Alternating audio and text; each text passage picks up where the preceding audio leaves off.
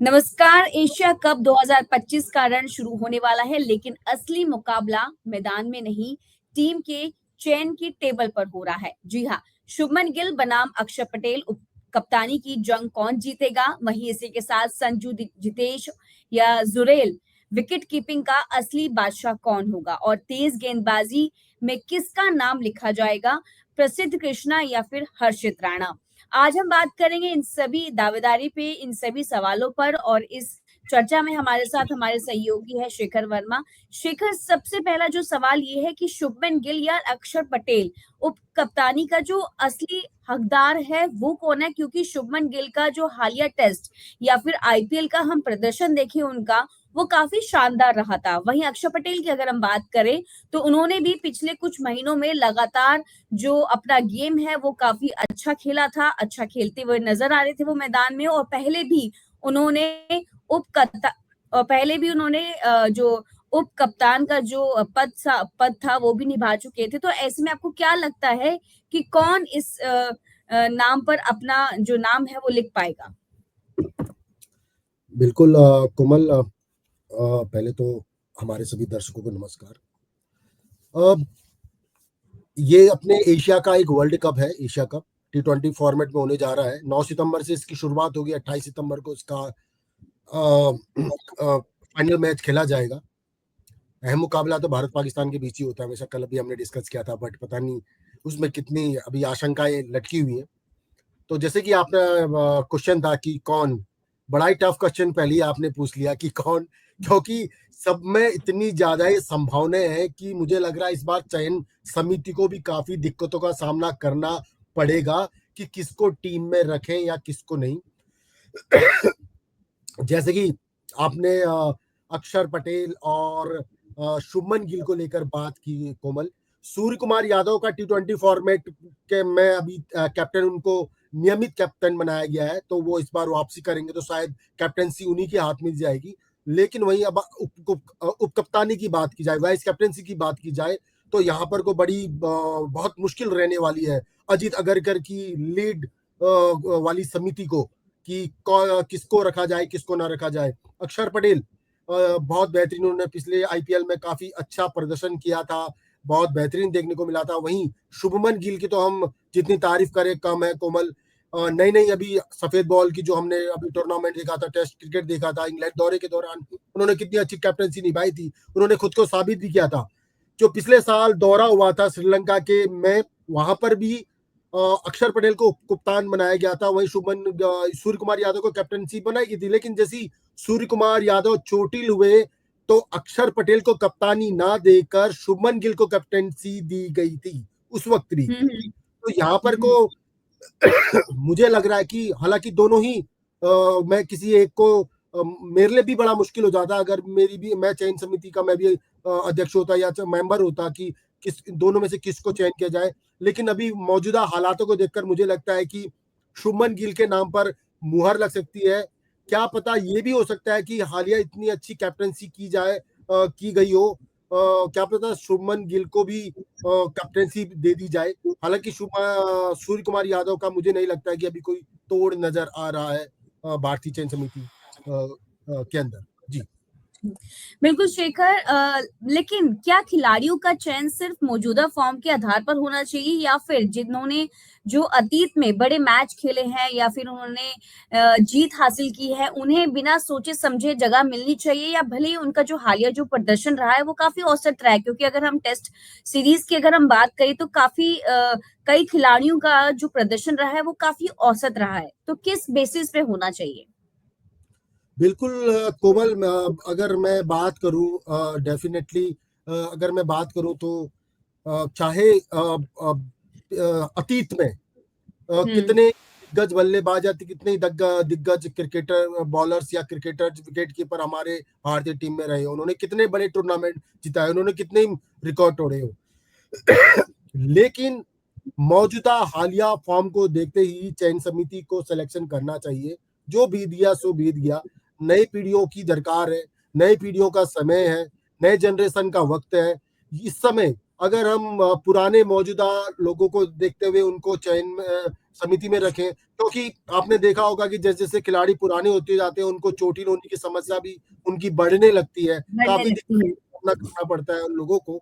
तो कहीं ना कहीं हम लोगों को चयन समिति को ये देखना पड़ेगा, और ये एक पैरामीटर भी होना चाहिए कि मौजूदा हालिया फॉर्म में कौन खिलाड़ी कितना बेटर भेज रहा है। जो आउट ऑफ फॉर्म चल रहा है उसको चयन समिति उनको क्रिकेट टीम में बनाकर एक बोझ के तौर पर, एक लाइबिलिटी के तौर पर टीम पे लेते हैं। लेकिन जो मौजूदा फॉर्म में अच्छा कर रहा है उसको टीम में रखना ज्यादा बेहतरीन होगा, क्योंकि अगर ऐसा ना हुआ तो फिर कहीं ना कहीं जो अच्छा फॉर्म कर रहा है, चाहे वो डोमेस्टिक क्रिकेट में, चाहे वो इंटरनेशनल क्रिकेट में, हम्म। चाहे वो T20 में, वनडे में या फिर टेस्ट में, उनका मॉरल कहीं ना कहीं डाउन होता है कि हमारे जी। हमारे जो प्रदर्शन है, हमारी परफॉर्मेंस है, उसको देखते हुए तो हमको टीम में जगह नहीं मिल रही है। खाली एक नाम के आधार पर, पिछले रिकॉर्डों के आधार पर टीम को लिया जा रहा है। और वैसे भी आजकल बिल्कुल। इतनी ज्यादा कंपटीशन बढ़ गया है टीम में, क्या किसको शामिल किया जाए, किसको शामिल नहीं किया जाए।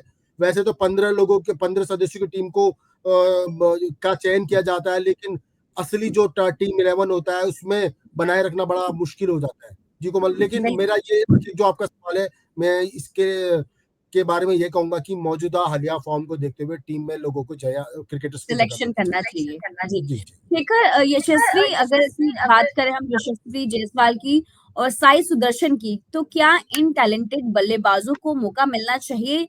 भले ही जो टॉप ऑर्डर से पहले उनका जो एक्सपीरियंस रहा हो वो कुछ ज्यादा अलग रहा हो, तो क्या लगता है कि इन दो खिलाड़ियों को इस लिस्ट में उनका नाम शामिल होना चाहिए?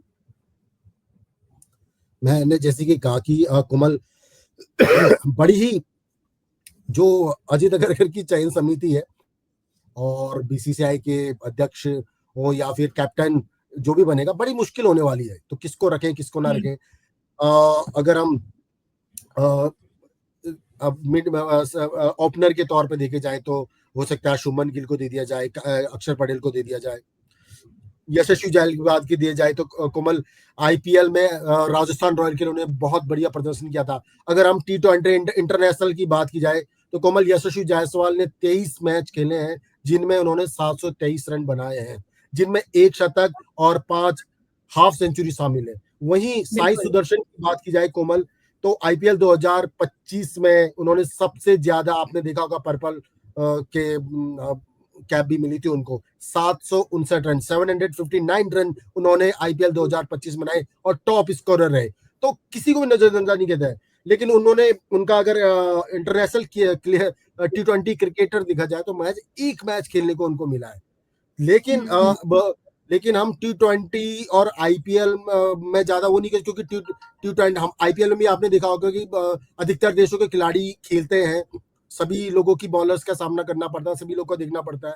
तो आईपीएल में का प्रदर्शन को देखते हुए मुझे लगता है कि बड़ा मुश्किल होने वाला है चयन समिति को, सेलेक्टर्स को, कहीं न कि कहीं किसको शिखर, ऐसा नहीं लगता कि जैसे जो अभी जो न्यू जनरेशन्स के जो खिलाड़ी हैं और जो हम पुराने की बात करें तो उनको ज़्यादा मौका नहीं मिल पाता है, क्योंकि वो अगर परफॉर्मेंस करने उतरते हैं मैदान में तो उनका काफ़ी अच्छा परफॉर्मेंस देखने को भी मिलता है, रन भी बनाते हुए नज़र आते हैं। तो कहीं न कहीं वो अपनी न्यू जनरेशन या फिर न्यू एक एक होता है ना नयापन की वजह से वो कहीं न कहीं उस पूरी 11 की जो टीम बनती है उसमें नाम उनका पीछे रह जाता होगा। हाँ, एक्चुअल में जैसे अब जब कोई भी खिलाड़ी भारतीय क्रिकेट टीम में शामिल होता है तो उसमें कुछ नया, कुछ कर गुजरने का जज्बा होता है। उसको भी करेक्ट। लगता है कि मैं भी उन पैरामीटर्स में शामिल हूँ जिनमें सचिन तेंदुलकर, वीरेंद्र सहवाग, राहुल द्रविड़, सौरभ गांगुली, सुरेश रैना, रोहित शर्मा, विराट कोहली जैसे दिग्गज रोहित शामिल हो। शर्मा। और तो उनको भी ये रहता है, इसलिए वो लोग अपनी जी जान लगाए जाते हैं और नया नया खून होता है, नया नया ऊर्जा होता है, नया नया उत्साह होता है।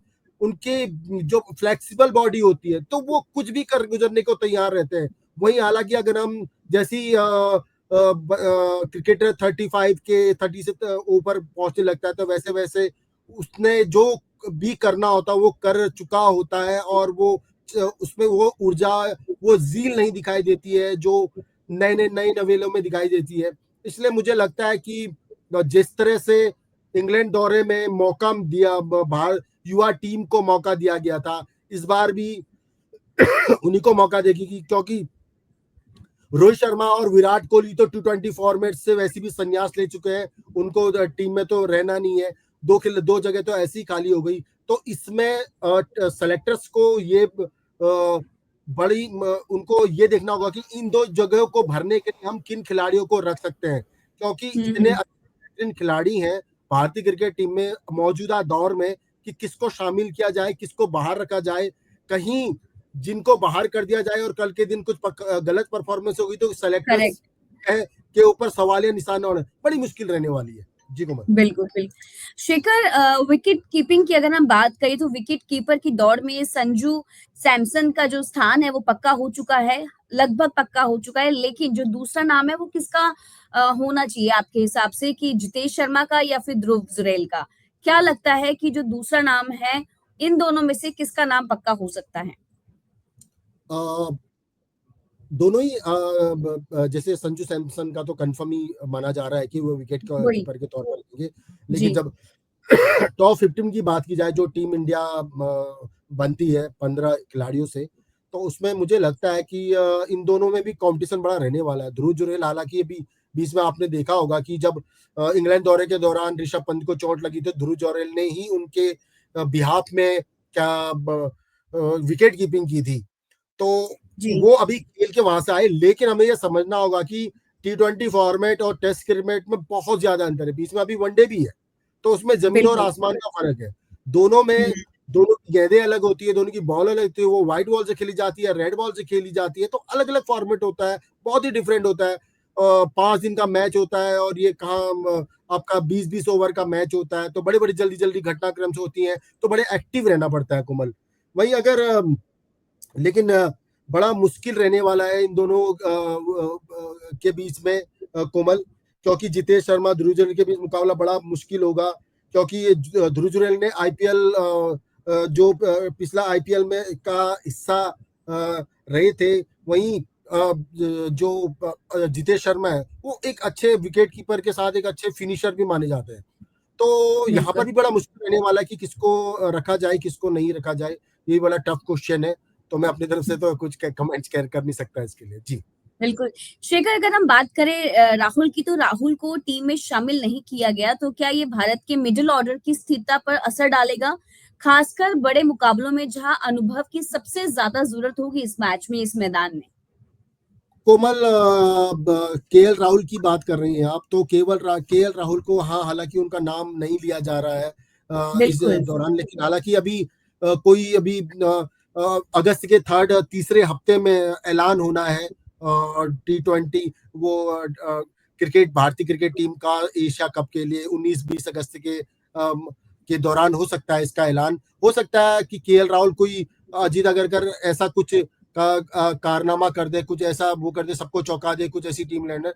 अभी हम ये नहीं कह सकते, अभी तो ये सिर्फ एक मीडिया में अटकलें लगाई जा रही है स्पोर्ट जर्नलिस्ट के द्वारा कि बस ये शामिल है, ये शामिल नहीं है।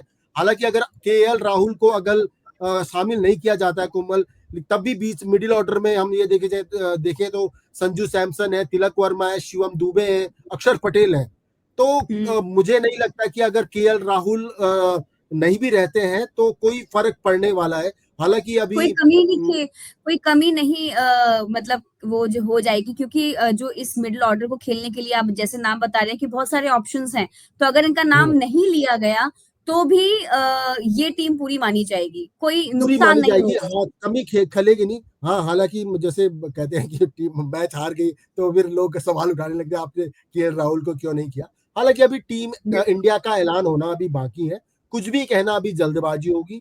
अभी तो फेस्टिव मोड में है पूरी भारत, क्योंकि अभी इंडिपेंडेंस डे आने वाला, उसके बाद जन्माष्टमी आने वाले हैं, फिर गणेशोत्सव शुरू होने वाला है, तो अभी उस मोड में ही है। तो इन बिटवीन जब अजीत अगरकर की सिलेक्टेड टीम के लीड वाली सिलेक्टर्स कमेटी ऐलान करेगी टीम इंडिया का, तो क्या पता कुछ चौंकाने वाले नाम सामने आ जाए।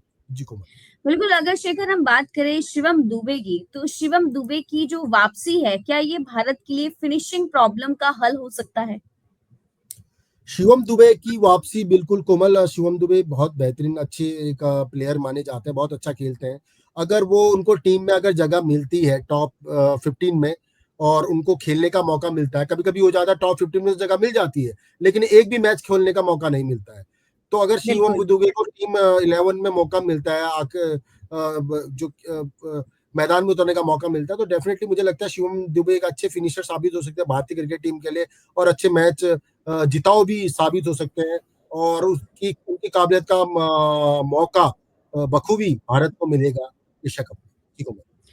वही शिखर, इन सभी सवालों का जवाब हमें तभी मिल पाएगा जब इस टीम की अनाउंसमेंट होगी, पूरी टीम 11 की अनाउंसमेंट होगी, लेकिन उसके लिए हम लोगों को कुछ और दिनों का इंतजार करना पड़ेगा। लेकिन बाकी अपडेट्स के लिए आप हमारे चैनल द फेडरल देश को आप लाइक करें, सब्सक्राइब करें और शेयर भी करें। और शिखर, इस चर्चा में आने का आपका बहुत धन्यवाद।